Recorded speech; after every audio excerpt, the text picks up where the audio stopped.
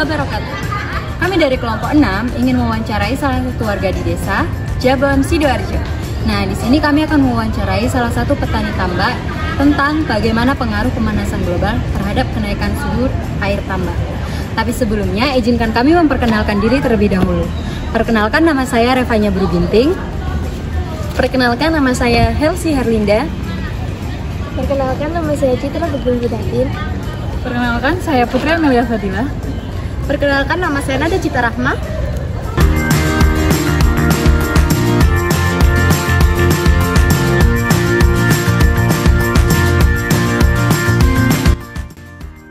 Perkenalkan, saya Putri Amelia dari Universitas Negeri Malang.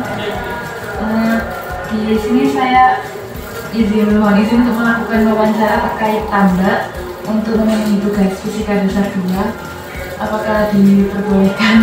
Silakan. Ini yang pertama, dampak dari pemanasan global ini yang dirasakan apa?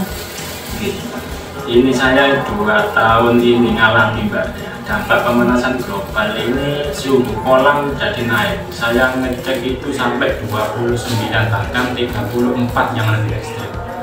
Nah, ini pengaruhnya ke ikan Mbak ya. Biasanya ikan itu mudah lemes, sakit. Nah, terus ini juga kembung. Nah, setelah pernah saya lab ke dinas perikanan, kebetulan kan gratis, itu negatif semua. Bakteri yang menyerang itu negatif, jadi bukan karena bakteri. Jadi dikarenakan suhu pemanasan. Kemungkinan seperti itu, makanya saya sampai beli alat ini ya. Saya ukur sampai 34 dampak pemanasan. Itu terjadi di bulan April. Hampir mendekati musim hujan lah, antara bulan 9-10. Itu saya pernah mengalami mati massal, ikan mati massal.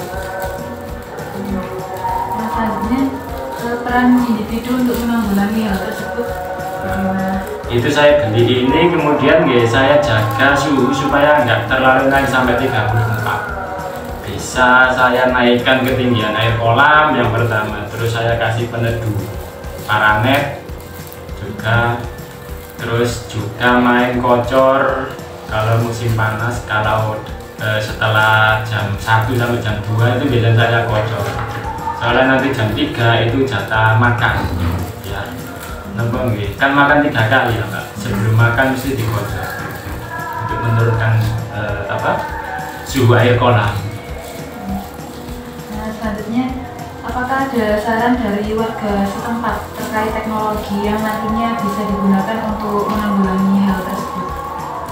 Kalau kita ini pakai ini Mbak, pakai ini kocor tadi ya, terus pakai paranet. Cuma ada memang orang-orang yang berduit, petani yang berduit, itu kolamnya sudah main indoor, lingkungan luar itu sudah tidak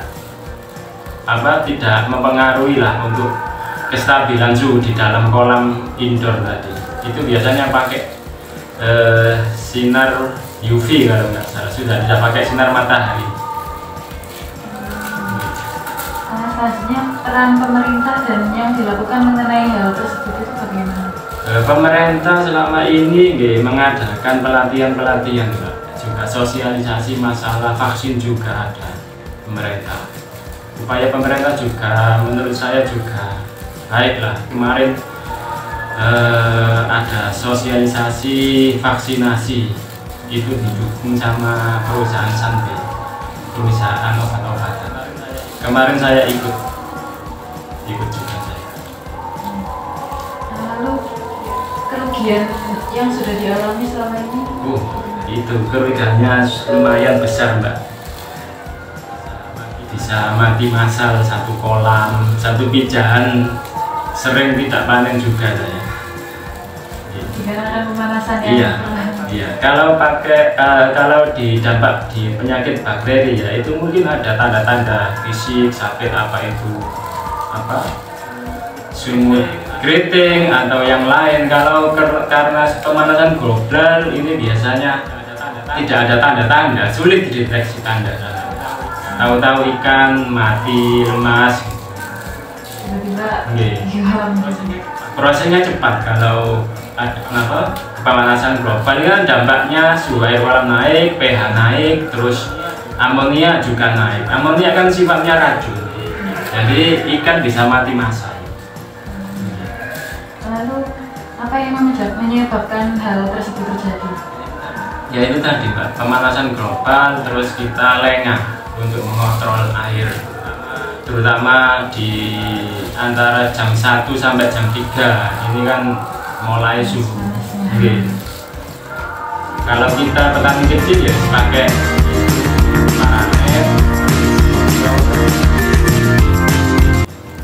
Ada solusi dari hidupnya sendiri? Solusi dari saya yaitu tadi panen kocor sama ini pakai paranet untuk kestabilan suhu. Sekian dari tanya jawabnya tadi. Saya mengucapkan terima kasih kepada Bapak karena sudah meluangkan waktu.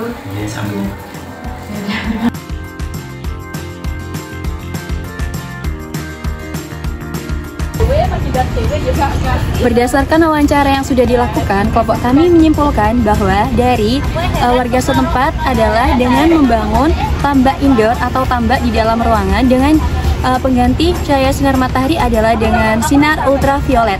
Namun pada solusi dari warga setempat tersebut terdapat kekurangannya, yaitu harganya untuk membangun tambak tersebut mahal.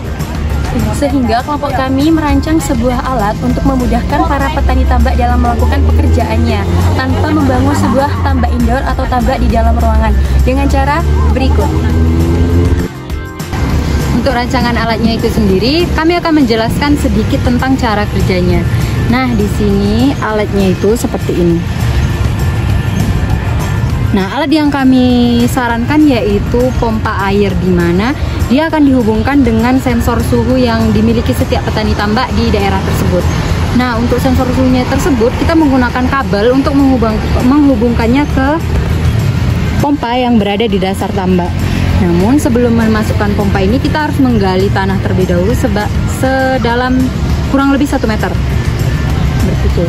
Nah, untuk kabelnya itu sendiri, nanti kita akan menggunakan pelindung kabel anti air supaya kabelnya tidak rusak saat menghubungkan pompa dengan sensor suhu. Nah, cara kerjanya itu sendiri, saat sensor suhu mendeteksi bahwa air di permukaan itu suhunya tinggi, dia akan mengirim sinyal ke pompa airnya sehingga pompa airnya akan otomatis mengambil air dari dasar tanah yang suhunya lebih rendah dan memompanya ke bagian atas tambak yang suhunya panas. Nah, nanti suhu dari tambak itu akan berganti menjadi suhu yang lebih dingin. Nah, untuk alatnya itu sendiri ada satu kelebihan lagi, yaitu memperkeruh secara otomatis. Nanti di dasar tambaknya itu airnya akan diperkeruh. Karena dari observasi kami, ikan lele itu hidupnya di air yang keruh seperti itu. Terima kasih. Untuk meningkatkan efisiensi dari alat yang telah kami rancang, kami mengharapkan kritik dan juga saran dari pemirsa. Oleh karena itu, bisa ditulis di kolom chat bawah ini ya.